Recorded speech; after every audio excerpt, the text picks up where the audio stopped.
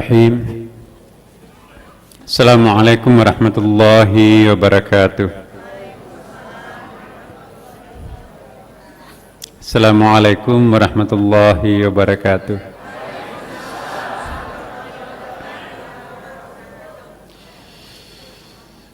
Alhamdulillah.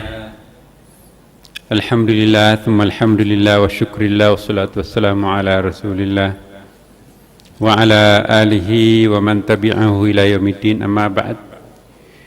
Ibu-ibu, bapak-bapak dan teman-teman sekalian yang dicintai, dimuliakan Allah Subhanahu wa ta'ala, malam Jumat yang penuh berkah ini, alhamdulillah kita bersyukur.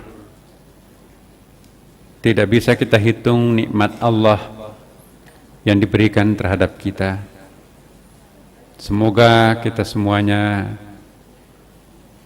mensyukuri seluruh apapun yang ditimpakan Allah terhadap kita sehingga kita menjadi syakur.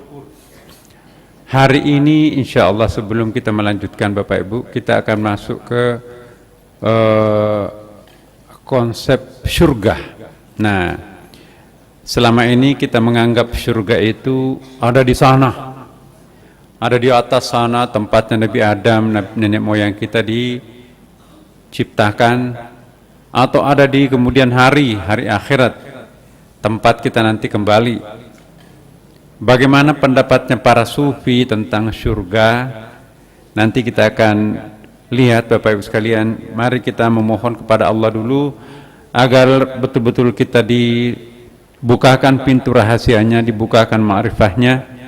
Semoga kita bisa mendapatkan pencerahan dari kitab sucinya yang kita akan baca pada malam ini. Ala hadhihi niyah wa la kulli niyatin shalih. Al-Fatihah.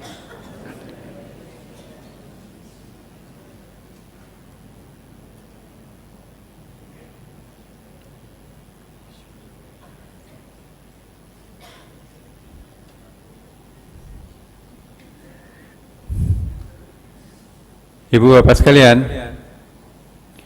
alhamdulillah, saya ingin memulai bacaan kita. Nah, ini surga ya. Tapi saya ingin masuk ke ayat yang dibacakan tadi oleh Ustadz Amin. Kalau kita mendengarkan waktu memimpin sholat maghrib berjamaah tadi, surah Al-Baqarah ayat 151. Sesungguhnya ayat ini ada rahasia besar Bapak Ibu sekalian, yang kalau kita baca sendiri barangkali kita tidak bisa menangkap lebih dalam maknanya tanpa menggunakan kitab-kitab tafsir. Jadi kita tidak boleh sombong Bapak Ibu. Ada orang yang mengatakan, saya tidak perlu pembimbing, saya tidak perlu ustadz, bahkan saya tidak perlu kitab tafsir. Tafsir itu hanya mereduksi Al-Quran. Saya bisa menafsirkan sendiri Al-Quran. Nah, itu mungkin tidak terlalu salah, tetapi kita jangan sombong bahwa sepintar apapun kita, pasti kita punya kelemahan. Mungkin ada orang ahli bahasa Arab tapi tidak ahli kimia. Mungkin ada ahli fisika, bisa mengerti ayat-ayat Al-Quran tentang fisika, tapi dia tidak bisa bahasa Arab. Tidak ada orang yang memonopoli pengetahuannya, memahami Quran mendalam A sampai Z, lahir dan batin. Kita punya kapling sesedikit, mungkin Quran itu tidak perlu menguasai Quran sepenuhnya Bapak Ibu sekalian. Kita nggak mungkin ahli Al-Quran, terlambat. Umur kita cuma 60 tahun, 70 tahun. Padahal satu ayat saja, jangankan satu ayat, satu kalimat saja, habis tinta samudra itu untuk dijadikan tinta, ditambah lagi, habis lagi samudra itu, tidak akan pernah bisa mengurai seluruh maksud kandungan Al-Quran. Berarti kita jangan terlalu berambisi untuk ahli segalanya, untuk ahli pokoknya semuanya. belajar tasawuf Bapak Ibu sekalian, itu kita jangan sampai terlalu berambisi mau memahami sedalam-dalamnya Al-Quran, ilmu batinnya Al-Quran, tidak.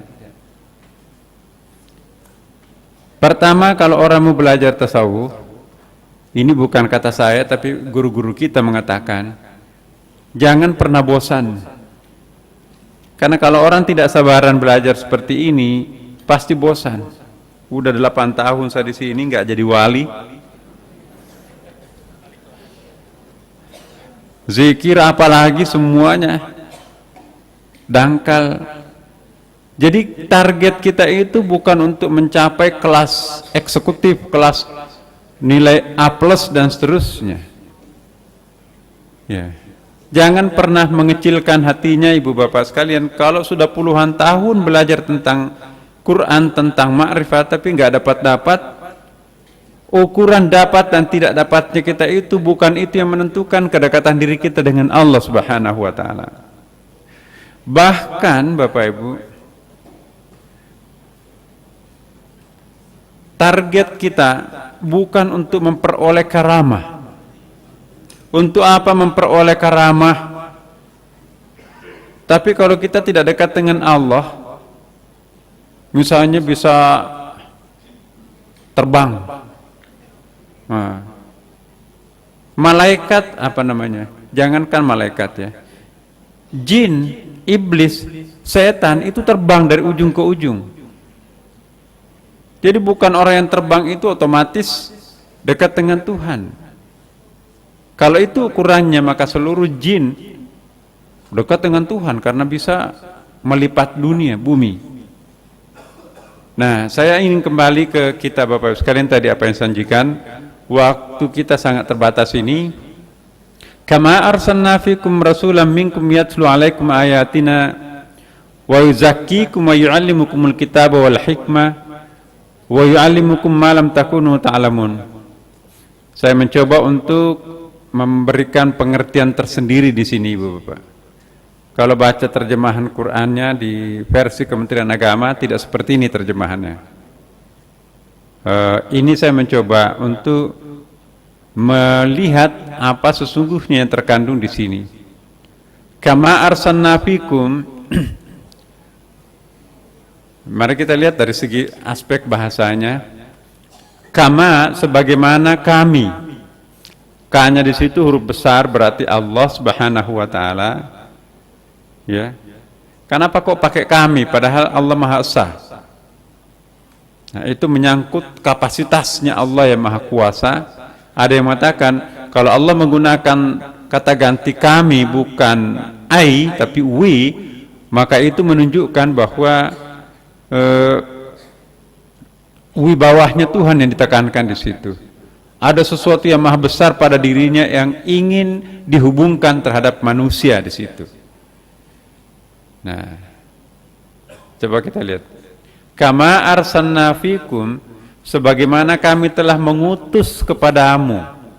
Kalau kita mau lebih dalam lagi, tapi saya tidak coba mengertikan seperti itu.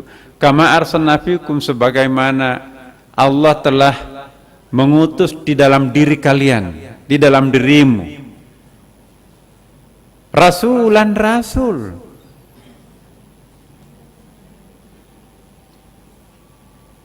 Jadi fikum itu dalam bahasa Arab itu within you, direct speech ya. Jadi langsung ke kita tanpa melalui perantaraan.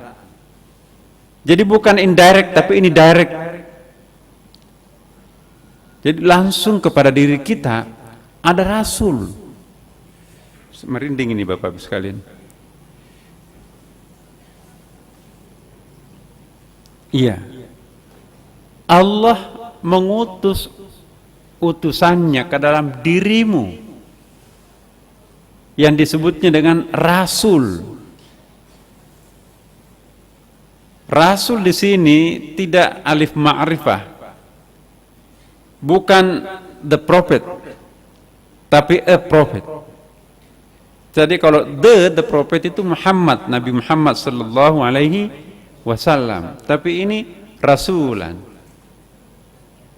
Jadi a prophet, ada utusan khusus, ada seorang, atau kalau mau disebut ada seorang, atau apa sih kalau malaikat? Malaikat, kalau binatang seekor, manusia seorang, malaikat apa? Sebiji malaikat. Hah? Semalaikat, satu malaikat lah. Nah, tapi nggak tahu apa satu atau banyak ya, sebab kama arsalna fikum rasulam minkum yatlu alaikum, sebagaimana Allah telah mengutus ke dalam diri kalian itu seorang rasul, semalaikat rasul. Minkum, dari kalian sendiri. Ya.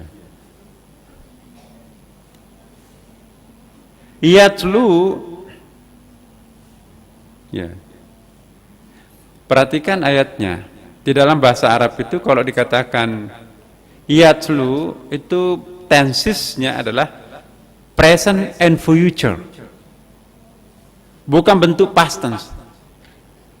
Berarti utusan-utusan Tuhan itu sekarang dan akan datang terus menerus masuk ke dalam diri kita.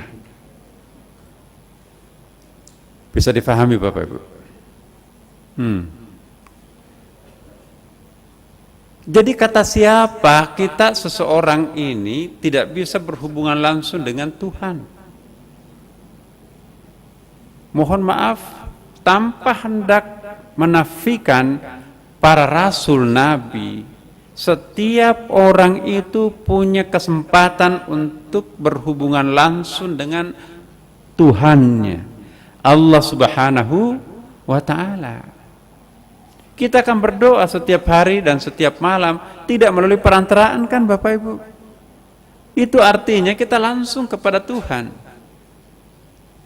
Jadi kalau Tuhan akan memberikan sesuatu terhadap diri kita, sesuatu yang paling berharga di dalam diri setiap orang yang tahu tentang siapa Tuhan, bukan harta Ibu,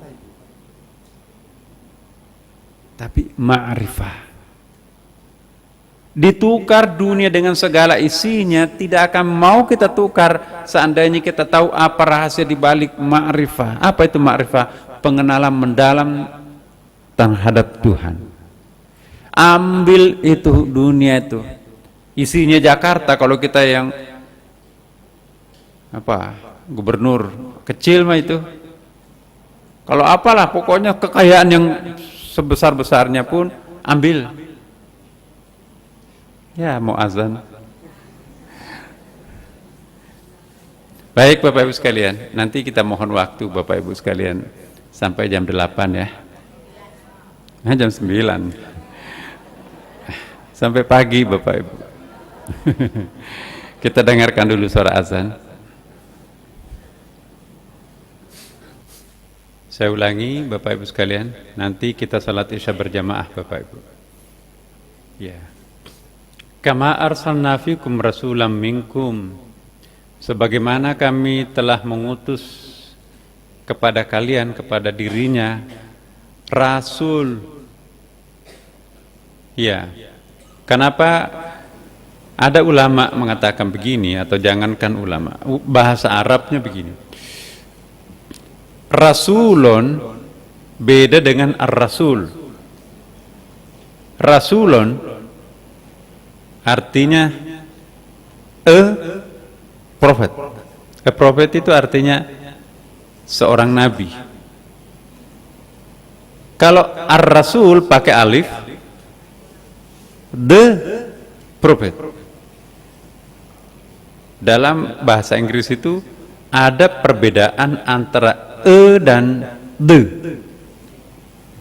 A book, sebuah buku. The book, suatu buku. Sebuah dan suatu itu beda. Sebuah buku, buku biasa. Kalau suatu buku itu ada wibawahnya, bukan sembarangan. Kalau rasulun itu utusan, generik. Tapi kalau ar-rasul, the prophet, itu bukan sembarangan, tapi dia adalah Nabi Muhammad sallallahu alaihi wasallam. Ya. Minkum, ya. Kama arsalna fikum rasulan minkum. Mungkin kita tidak semuanya mendapatkan petunjuk itu darinya, tapi di sini ada kata-kata minkum. Di tengah-tengah komunitas kita di Jakarta, Jakarta Pusat atau Jakarta Utara atau Jakarta mana atau komunitas tertentu, adalah yang bisa memberikan pencerahan. Yatlu alaikum, ya. Yatlu artinya membacakan, menggunakan fi'il mudhari', bukan fi'il madhi. Fi'il madhi itu artinya bentuk pasen. Ya. Kalau bentuk pasen hanya terjadi pada masa lampau, tidak lagi sekarang. Sudah memberikan pencerahan pada masa lampau, tempo dulu gitu kan. Tapi tidak lagi sekarang. Tapi kalau Allah menggunakan fi'il mudhari', bentuk present and future, sekarang dan yang akan datang, sama juga innallaha malaikatahu yusalluna 'alan nabi. Ya. Jadi sampai sekarang ini kita diminta untuk berselawat terhadap Nabi. Sampai hari ini Allah juga tetap mengutus utusannya di dalam diri kita.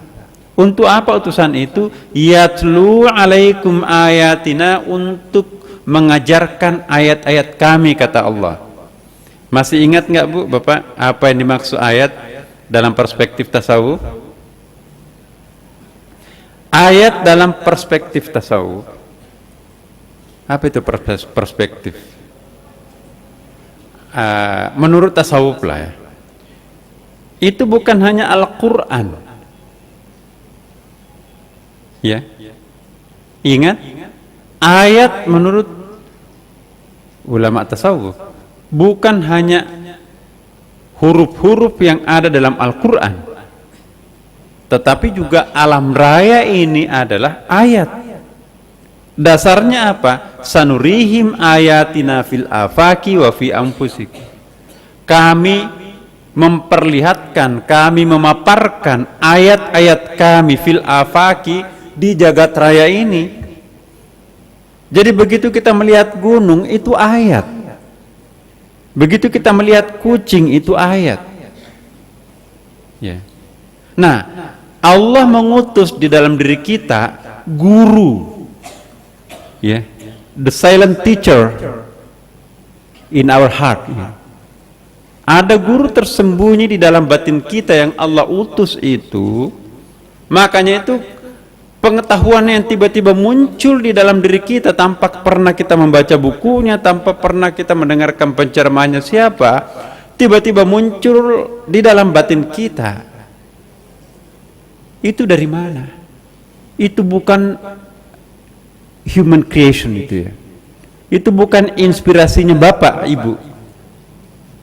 Itu ada yang meletakkan di situ di dalam benak kita, akhirnya kita tiba-tiba tahu. Siapa itu Bapak, Ibu?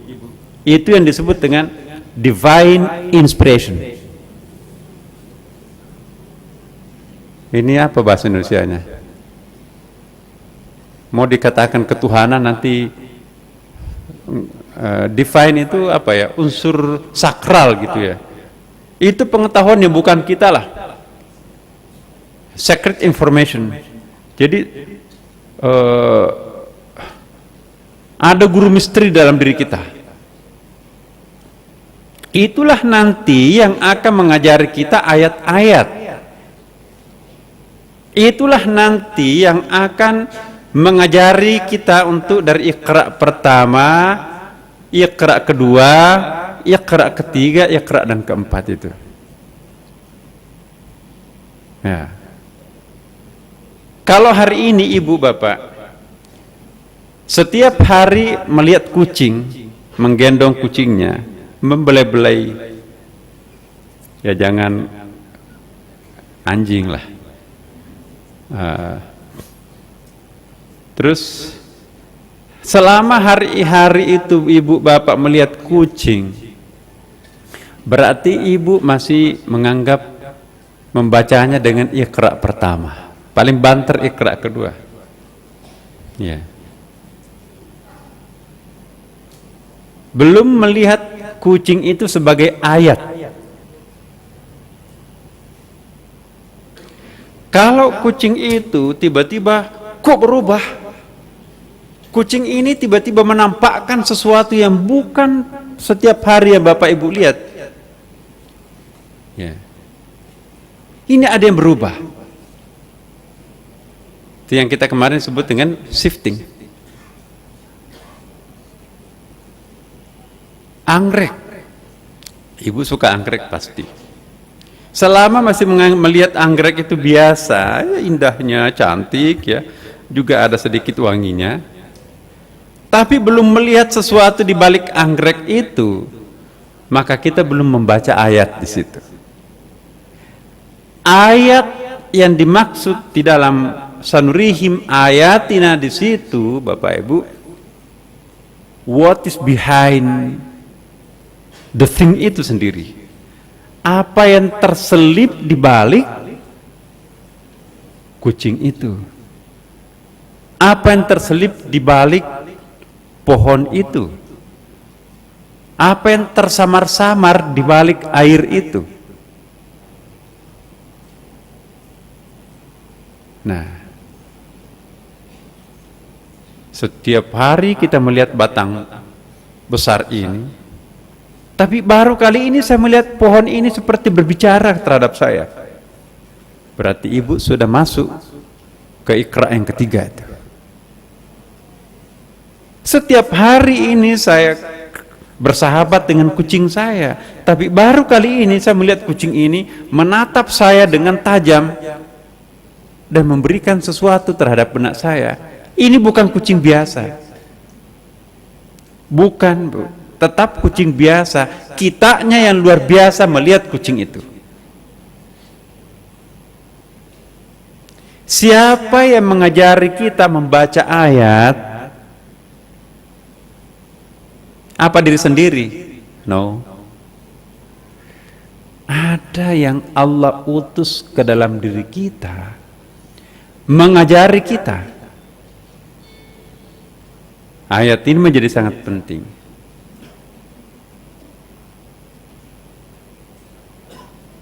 Untuk mendapatkan pelajaran berharga dari objek yang kita tatap, apapun juga, sajadah tua pun juga sama. Ya. Itu kita lihat tetap akan indah. Nah, kalau Iqra yang ketiga menyaksikan, melihat sesuatu, semua akan indah.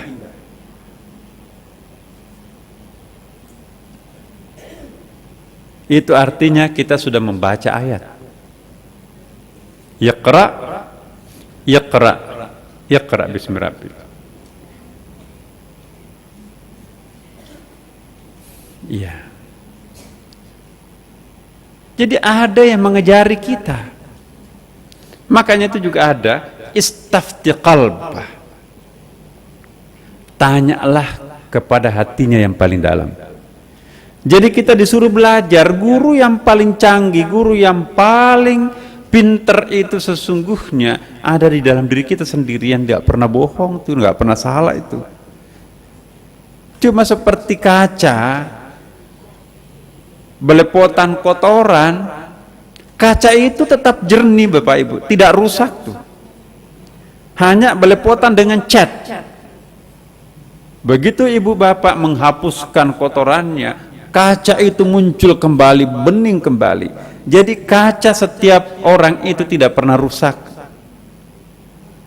tidak tergores, tidak apa segala macam, cuman diliputi oleh aspal atau cat dan sebagainya, sehingga kita nggak tahu.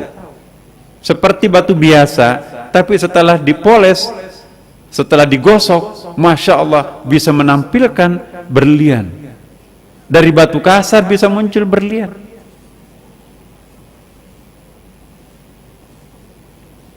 Dari logam rendah bisa menjadi logam mulia.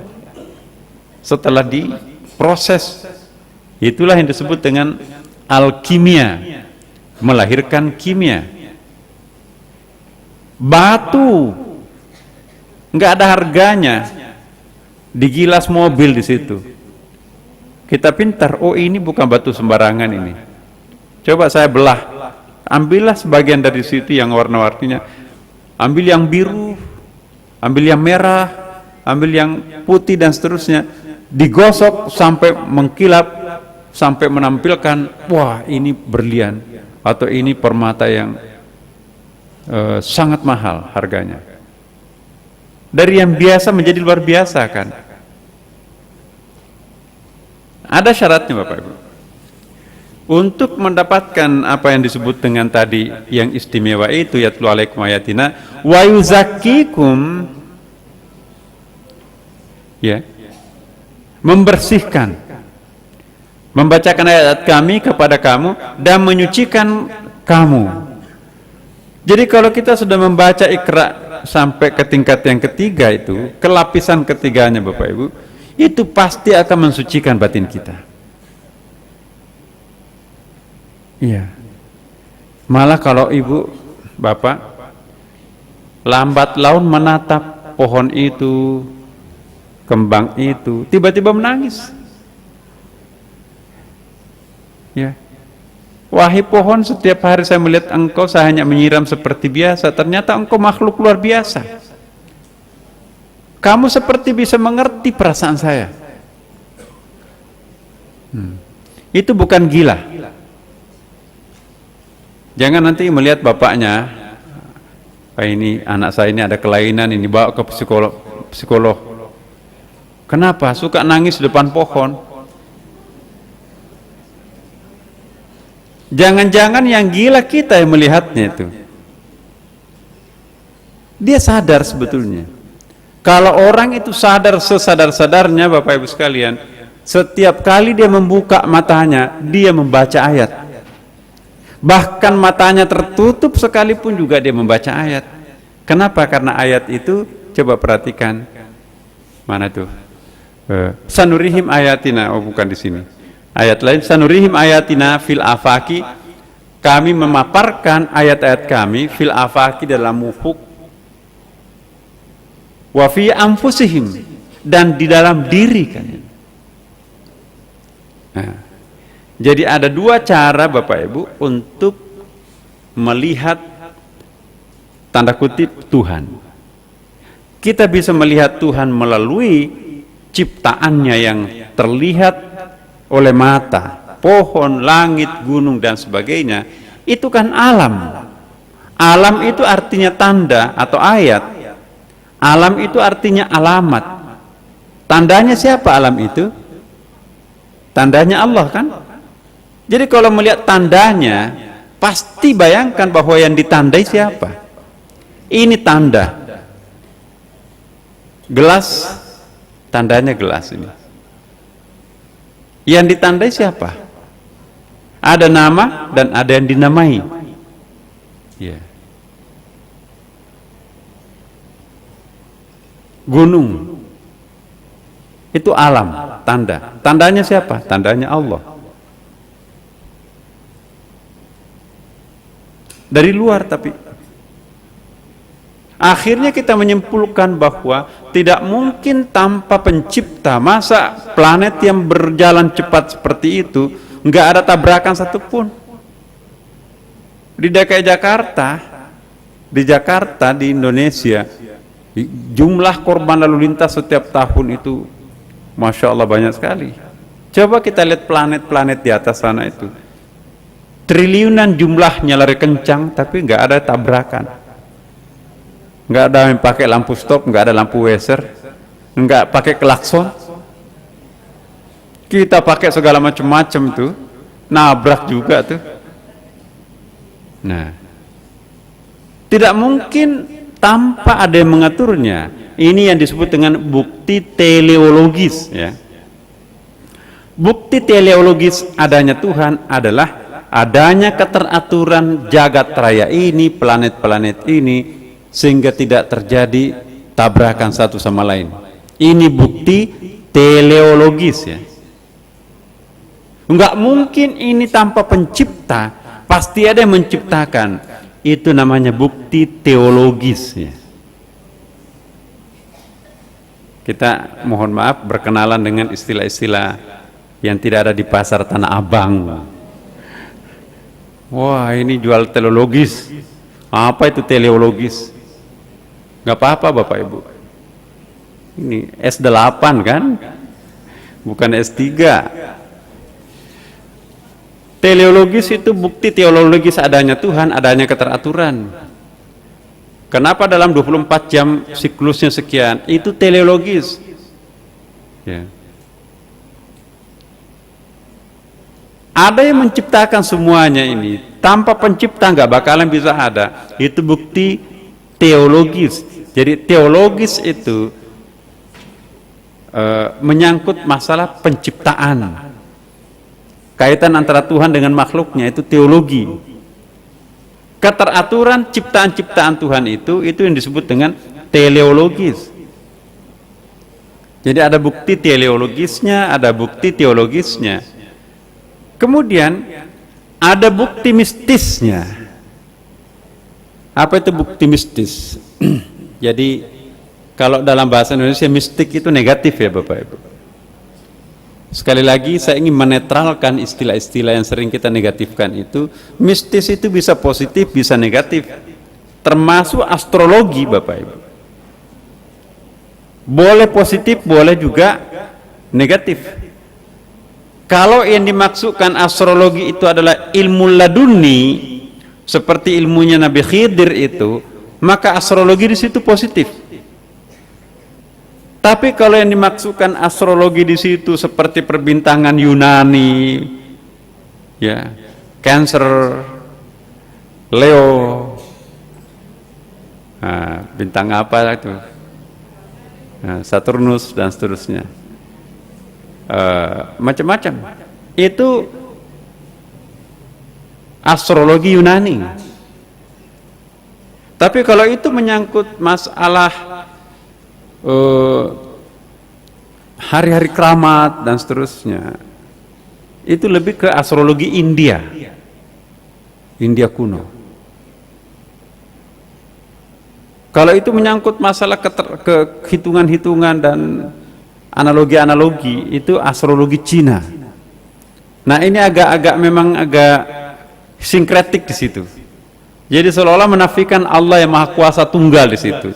Tapi astrologi yang dikembangkan oleh dunia Islam pada waktu abad pertengahan seperti Al-Khwarizmi yang menemukan aljabar matematik itu, ya.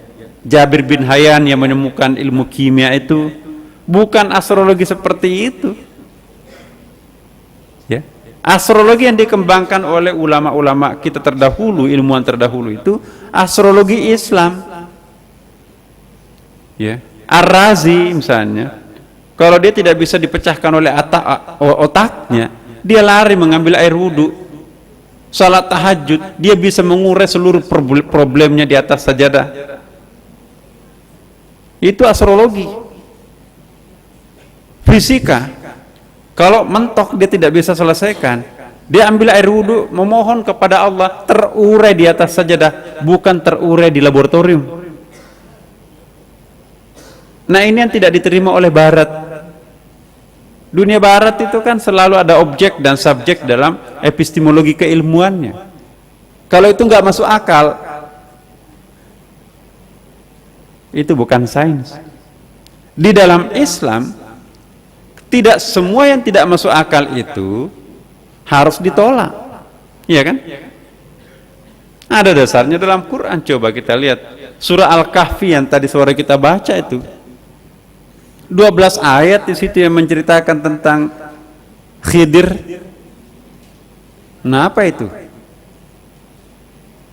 Ada namanya mukasyafah. Mukasyafah itu adalah penyingkapan yang terselubung Itu masuk kategori astrologi menurut ilmuwan barat. Nah, apakah astrologi itu haram? Tergantung.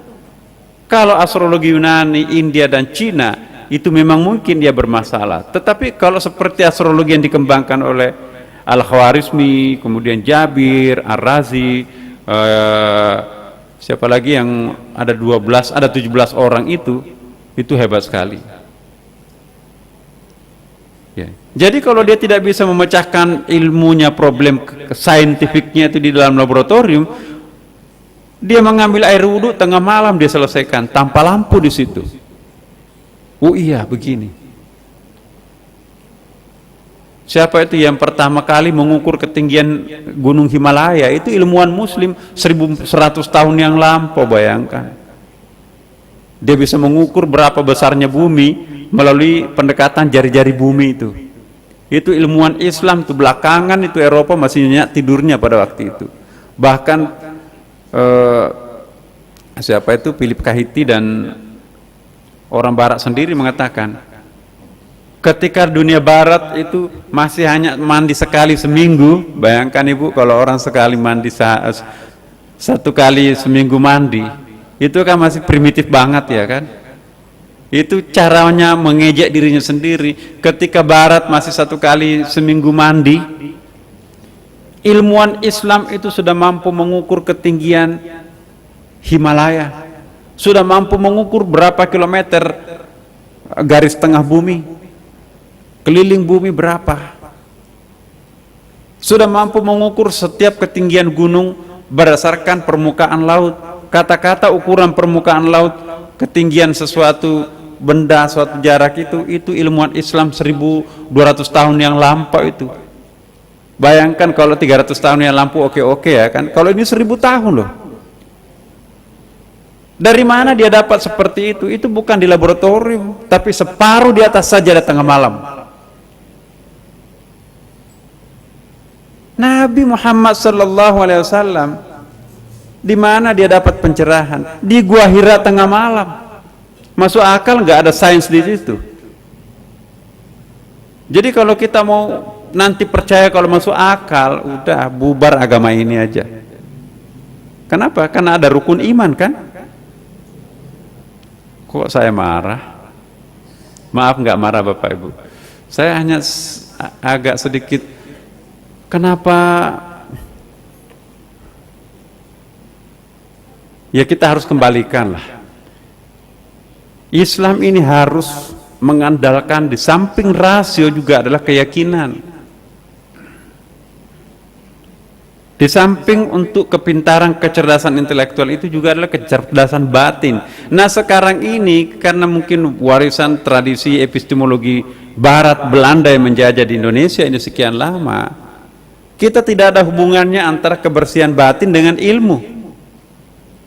Padahal dulu Bapak Ibu, ilmu itu identik dengan kesucian. Bagaimana mungkin kita bisa dapat berkah kalau hati kita kotor, belepotan dosa? Itu harus ada istighfarnya 1000 kali, berapa kali itu kan ada tata keramanya tuh. Nah ini kita lihat. Sebagaimana kami telah mengutus kepadamu Rasul di antara kalian yang membacakan ayat-ayat kami kepada kamu dan mensucikan, ya. Menyucikan. Kalau menyucikan itu lebih perasaan bahasa saya itu mungkin saya salah ya, fisik ya. Tapi kalau mensucikan itu agak-agak spiritual. Tapi karena bahasa Indonesianya memaksa kita seperti ini ya udahlah menyucikan aja. Tapi bahasa Arabnya membedakan di situ, wa yuzakikum. Ya. Mensucikan. Bahasa Arabnya mensucikan, membersihkan itu banyak Bapak Ibu. Membersihkan secara fisik, gelas ini mau dibersihkan itu nadhafah. Nadhafah itu pembersihan. Ini banyak sampah, ini kotor, sajadah kotor, harus disapu. Itu nadhafah. An-nadhafatu minal iman, kebersihan dalam kurung fisik separuh dari iman. Tapi kalau itu menyangkut masalah lahir batinnya yang harus dibersihkan, bahasa Arabnya tahara. Maka itu berwudu itu masuk wilayah kitabut tahara, bukan kitabun nadafah. Kalau nadafah itu, hari ini siapa yang giliran menyapu di masjid ini? Ia menyedot abunya, debunya karpet ini siapa? Ya, cleaning service. Tapi hari ini siapa yang mensucikan penghuni masjid ini? Oh, Pak Imam kita. Jadi lain membersihkan, lain mensucikan. Membersihkan an-nadhafah, mensucikan lahir batin itu tahara. Tapi ada lagi yang spesifik untuk pensucian batin, sangat batin, tidak ada kaitannya dengan fisik, yaitu tazkiyah, tazkiyatun nafs ya. Nah, ini yang digunakan wa yuzakkikum. Jadi membersihkan secara batin di sini. Kalau sudah dibersihkan secara batin, barulah wa yu'allimukumul kitab wal hikmah. Jadi pembersihan dulu, atau begini, pembersihan fisik, mandi, kita kotor ya, kemudian masuk begini, ulangi Bapak Ibu. Bapak tadi kerja, keringat, mandilah sebelum ke masjid. Itu apa? An-nadhafah. Walaupun mandi, kalau tidak berwudu, tidak sah salatnya kan? Wudu itu at-tahara. Ya. Sesudah kita melakukan proses wudu tahara, barulah kita membersihkan batin. Itu tazkiyah namanya. Jelas Bu? Jadi bahasa Arab itu sangat kaya. Nah, kita bahasa Indonesia satu. Wa yu'allimukumul kitaba. Nanti setelah melalui proses nadhafah, tahara, tazkiyah, baru masuk ke ta'lim. Nah, proses ta'lim itu artinya kita harus emptiness. Apa itu emptiness? Pengosongan ya kan Bapak. Makanya itu bahasa Arabnya ummi biasa diartikan buta huruf secara kebahasaan ya. Itu bukan buta huruf dalam pengertian tidak bisa membaca dan tidak bisa menulis, tapi emptiness, pengosongan diri ya.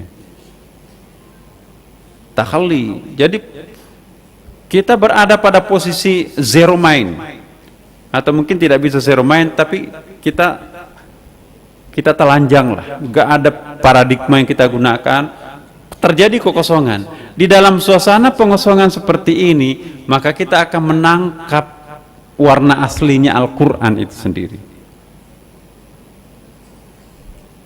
Jangan marah. Kalau kita marah baru membaca Quran, kita akan jadi teroris. Oh iya kan? Pasti itu. Waqatilul musyrikina fahaitsu wajadtumuhum, bunuhlah orang musyrik itu dimanapun kamu jumpai. Mati syahid kita.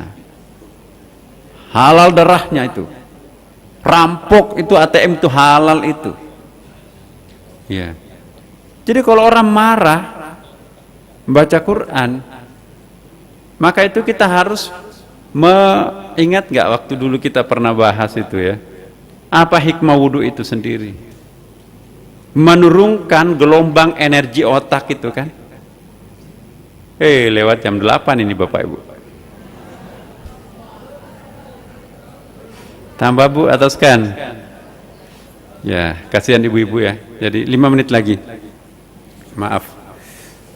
Wudhu itu Bapak Ibu, dari gelombang frekuensi otak itu kan, dari beta sangat kecepatannya tinggi itu super cerdas kita di situ. Pokoknya kalau bawa mobil itu semua berfungsi, tangan kanan, tangan kiri, kemudian juga jari-jari tangan, mana yang pencet klakson, mana yang klik washer. Lebih hebat lagi kaki itu, ada 3 pedalnya, ada kopling, ada gas, ada rem, cuma kakinya 2, mestinya kaki 3 kan. Nah, kalau mau direm tiba-tiba yang nginjak gas, innalillah. Tapi enggak tuh, enggak terjadi. Itu artinya hebat kita kan. Nah, itu hebat, cerdas sekali kita di situ itu. Itu dalam keadaan beta. Tapi kalau kita dalam keadaan beta seperti itu, sulit untuk khusyuk. Kenapa? Karena pikiran jalan. Kalau mau khusyuk, kita turun ke alfa. Tadinya otak ini kencar, pelanin, gitu ya. Bagaimana memelan-melankan? Apa itu bahasa Indonesianya? Membikin pelan-pelan gitu, slow down gitu. Kita frekuensinya jangan terlalu cepat gitu, karena nggak mungkin bisa khusyuk kalau ini aktif ini. Yang jadi salat itu nanti bikin proposal banyak gitu. Kalkulasinya keuntungan datang itu kalau beta. Tapi turun sedikit, nah itulah alfa namanya ya. Alfa itu bisa turun kalau ada shock terapi kecil. Shock terapi itu kita berwudu, pusat kesadaran itu menurut para neurolog Ehrenfels, Profesor Ehrenfels itu kan di muka, tangan dan kaki. Kalau dibasuhi air segar, ini Rasulullah ini luar biasa, seperti psikolog dan neurolog juga itu. Kenapa Rasulullah tidak menganjurkan air panas atau air hangat untuk berwudu, tapi air sejuk, air asli? Karena air hangat itu tidak sehebat shock terapinya di dalam menurunkan beta ke alfa. Tapi kalau air segar itu begitu habis berwudu, 40% persoalan itu terselesaikan kita. Apalagi mendengarkan Ustadz Amin azan, Allahu Akbar, Allahu Akbar, jatuh itu. Udah hilang tanah abangnya, hilang kantornya di situ kan. Yang muncul surganya di situ. Sesudah itu, ya kita menghadap ke kiblat kan. Kenapa nggak menghadap sembarangan? Mohon maaf seperti di gereja, seperti di rumah-rumah ibadah yang lain, enggak. Kenapa harus ada ke kiblat? Itu juga shock terapi supaya fokus kita. Ya. Allahu Akbar, udah diantar dengan surah Al-Fatihah lagi. Apa artinya surah Al-Fatihah? Itu dahsyat, Bu. Iyyaka na'budu wa iyyaka nasta'in. Hanya Engkaulah yang kami sembah. Udah hilang semua yang lain-lainnya di situ. Hanya Engkaulah tempat kami memohon pertolongan, bukan si A, bukan si B. Nikmat rasanya itu. Iya. Jadi kalau orang sudah dekat dengan Allah Subhanahu wa taala, Bapak Ibu sekalian, tidak perlu takut. Mau takut apa sih? Yang perlu kita takuti itu kalau kita jauh dengan Tuhan. Selama kita selalu dekat dengan Tuhan, jangan takut. Yang perlu kita takut itu kalau kita berjauhan dengan Tuhan, sekalipun dalam kemewahan. Ya kan? Mau difitnah jungkir balik kayak seperti apa, yang penting kita dengan Tuhan. Surga seperti apa namanya, penjara akan seperti surga nanti jadinya itu. Ya jangan-jangan di situ nanti, ya janganlah ya, tapi Masya Allah. Jadi kesimpulannya ibu bapak sekalian, selama dekat hati ini dengan Tuhan, nah saya akan masuk sebetulnya di situ, tapi ini waktunya keburu habis ini. Mungkin kita tunda kalau masih ada waktu minggu depan ini Bu ya. Saya ingin tunjukkan sesuatu yang mengagetkan ya, bahwa selama ini kita menganggap surga itu di sana nanti. Nah, pandangan ulama tasawuf ini hanya abstraksinya. Surga dan neraka itu sejak sekarang. Ya. Tapi sayang sekali kita karena sudah sangat lewat waktunya ini. Insya Allah hadirlah nanti pada minggu berikutnya dan semoga ada kesempatan kita bisa berjumpa. Demikian Bapak Ibu sekalian, kita membaca surah Al-Fatihah, semoga berkah apa yang kita peroleh pada malam ini. Ala hadhihi niyyah wa la kulli niyatin shalih. Al-Fatihah.